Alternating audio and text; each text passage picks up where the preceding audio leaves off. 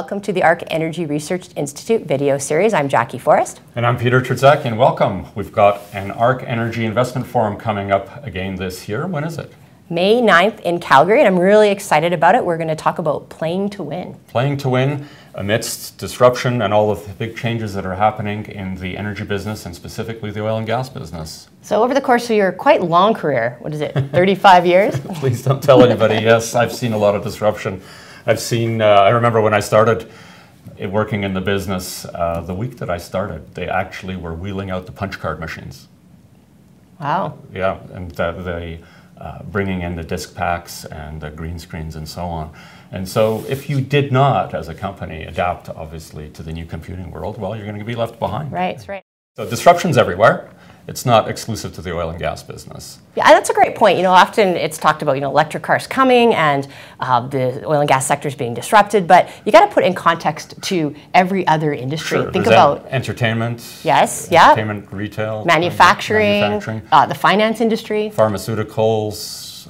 It's really everywhere. I mean, actually, I mentioned retail. Try being in the retail business. And here's something I picked up in my collection of eclectic things. A Sears Catalog from 1988.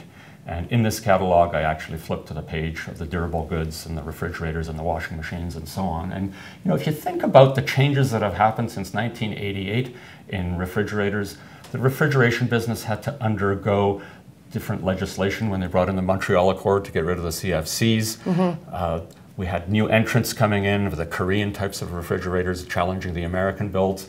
And so it was an extremely competitive, disruptive business. And actually, if you look at the price of a new refrigerator today on sites like Amazon, it is the same price as it was in 1988. So actually, you're always fighting that pressure of price. The deflationary pressure. The deflationary pressures. Yeah. And so it is not anything new to be disrupted. And we can look to all sorts of other industries for metaphors of what it means to us in terms of disruption. So our forum is all going to be about disruption, but also finding opportunity and how to play to win. And what are the kinds of disruption we're going to be talking about? Well, it's a good point, because how do you put all these things like regulation and technology, social issues, and try and make sense of them all? So what we've done is we've broken out this notion of disruption into three. There's what we call the type 1 disruption. The type 1 disruption is disruption from within the business. That's competition from within, for example, the refrigerator business. Type 2 disruption is when you get challenged from the outside, external forces that come and challenge your business. And then we have type 3 disruptions, and I think in some ways that's the most intriguing. Type 3 disruption is, for example, in the Sears Catalog example, the online shopping trend that came in. Sears was the first to have home shopping from decades and decades ago, but they did not adapt fast enough to take on the challenger and the pioneer, in this case Amazon, and the online shopping giant. So we try and break apart this notion of disruption to internal, external, and what we call the collateral, from a side disruption that affects the business. So for our forum, we're going to really kind of create a framework for thinking about how you respond to these different types of disruption. Can we put it into some context for the oil and gas industry and our forum? Sure. Well, type 1 disruption within the industry. I think we've seen a lot of change within oil and gas with the rise of the tight oils and the shale gas and even the OPEC type stuff. We're going to talk about that, right? That's right. We're going to have a session on playing to win in terms of looking at the changing rules of the game, in terms of how super majors are investing and how OPEC is reacting. So yes, we'll definitely talk about that in quite a bit of detail. Right, and type 2, clearly we've got a challenge from renewables on the upstream side. We've got electric vehicles, which we talked extensively at our forum last year.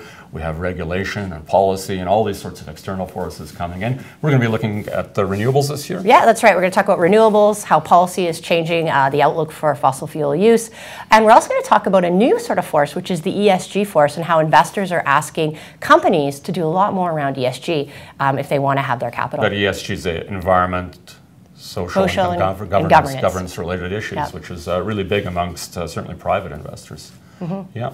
Then we're going to move on to the type 3, the collateral. And I find this intriguing. The collateral disruption that's happening in the energy business is in the financial capital market. So we're going to be looking at ETFs, robo-trading, and of course the big one, blockchain and cryptocurrencies. So we're really excited to have a panel that's going to talk about that. We've got the regulator coming in. We've got a cryptocurrency active trader, and we also have someone coming from a bank who's going to talk about the disintermediation potential of blockchain in the financial markets, which ultimately affect the capital markets and the liquidity of oil and gas and energy companies. Right, so it can really change the future, just like Sears Catalog. If you didn't pay attention to what was going on in the internet, you were doomed.